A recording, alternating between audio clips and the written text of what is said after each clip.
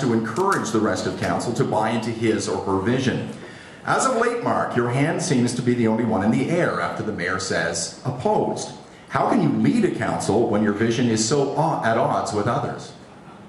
Thank you very much for the question, because the answer to that is, if you want me to vote in favor of sending a $5 million contract out of town when it should have stayed local, I will not support it. If you want me to support a 40% raise by the City Council, I don't have any problem putting up my hand in opposition to that. If you want me to put up my hand in opposition to the doubling of the expense accounts for both the mayor and council, I'm rather proud to stand on my own on some of those issues. I don't have any problem with that. How I would resolve it, it's about political leadership.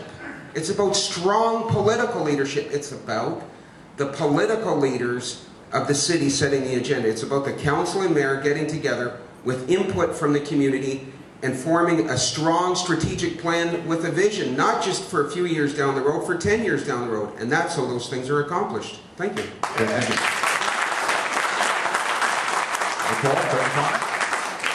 I believe you have to have a strong leader, and I agree.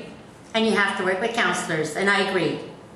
Reg? And I believe you should have a short-term and a long-term plans for the city. And I don't believe it's your right or anybody's right to decide. It should be all the residents that should have an input. Because you know you're paying taxes, you live here. So voice your opinion, it's important. And somebody does care, I do care. So voice it. Bob, would you comment?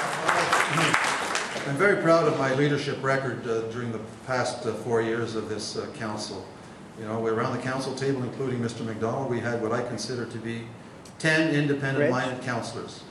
When people felt strongly about an issue, they were given the opportunity to debate it. And in the end, the wisdom of the council was by way of a majority vote. But I certainly take great pride in having initiated and fostered a sense of respect, a sense of decorum around the council proceedings, and developing also an equally strong relationship with administration, a relationship with our MP, Mr. Loza, with our MPP, Mr. Brownell, a relationship with the business community, a relationship at Queen's Park. And so I feel very, very proud of my record as a leader, and I offer that experience and that record to you for 4 more years. Thank you. We have 2 minutes for discussion. Well, when I think back to some of the things I opposed, and some of the things that just come to the top of my head, and this is without delving into the archives, so to speak, but I was opposed to the issue of, we wanted to set up a committee to go after more money for the power dam.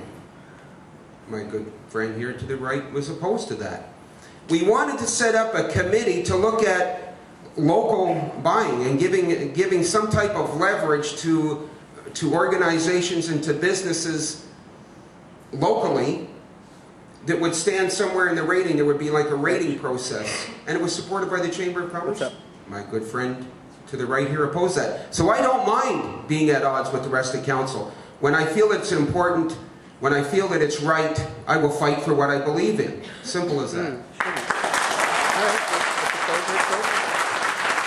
Bob, do you have a comment? And Nicole will be back. All right, I'll speak to you later. Is Nicole going first? I'll let you go, Bob. Bye-bye.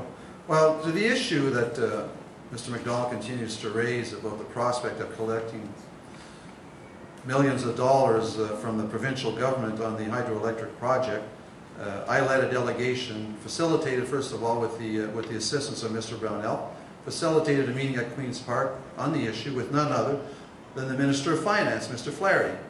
And we went into that meeting at Queen's Park, and I respectfully gave the opportunity to the councillor, Mr. McDonald, who had expressed his interest and commitment to this issue, albeit given the program of lieu instead of tax, payment in lieu instead of taxes and whatnot, given my tenure before as a federal member of parliament, I knew that it was a very, very, very difficult challenge.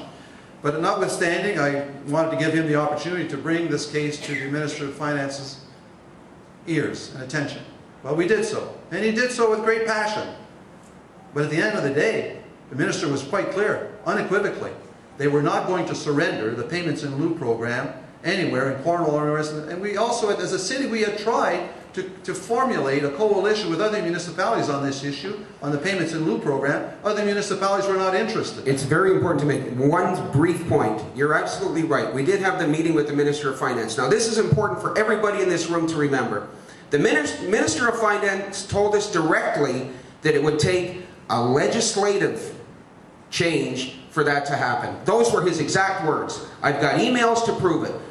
A legislative change. This council, under the leadership of this mayor, chose not to pursue it. As a matter of fact, he said it would be a huge folly to go after that. And I firmly believe we should do everything possible to go after it. Okay, Nicole, I'll let you wrap this up.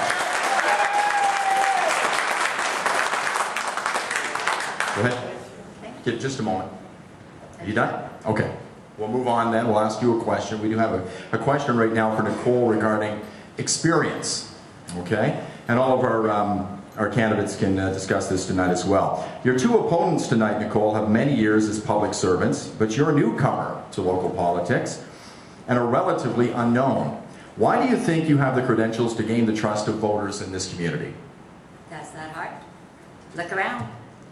Ask yourself the question, who was there yesterday for the people when they lost all their goods and they don't have no insurance coverage? Who was there? I was there. Who was listening? I was there. Who cares? I was there. I can be that leader. I am bilingual. I have political experience. And you know what?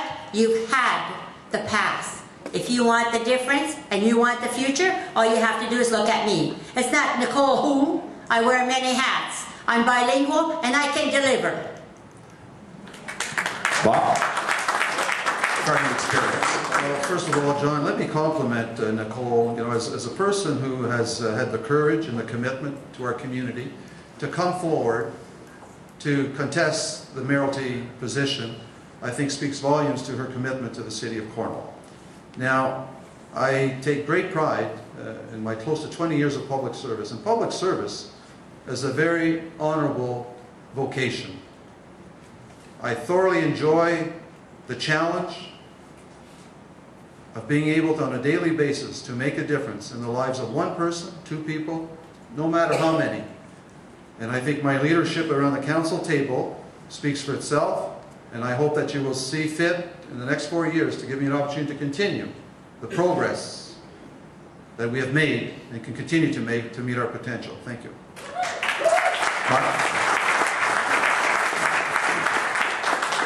There's no question that the campaign, one of the major themes is leadership. And I said at the outset of the campaign that it's my job as a candidate to make it one of the most interesting elections ever in the history of the city of Cornwall.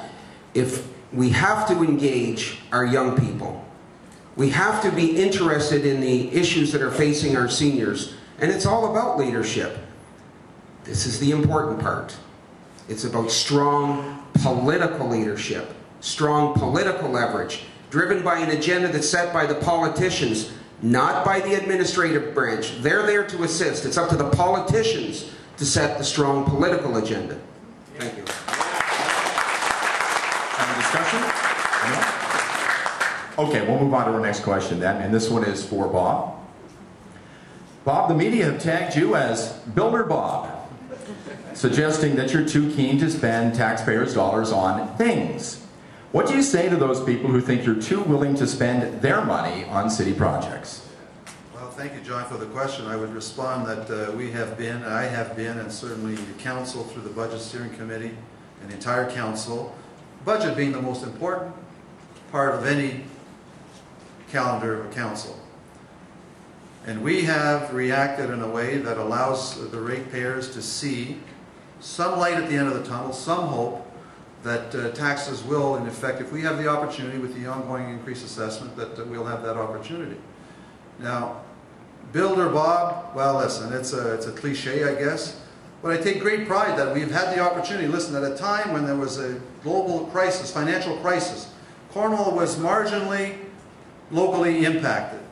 But we've had the opportunity with the partnership, the provincial and federal governments had the courage and the foresight to see municipalities as partners. It gave us the opportunity to get the transformation of our city has been happening at an accelerated rate that otherwise we could have never afforded to do on our own. So we're very lucky for those partnerships, and I'm proud of what we've put on the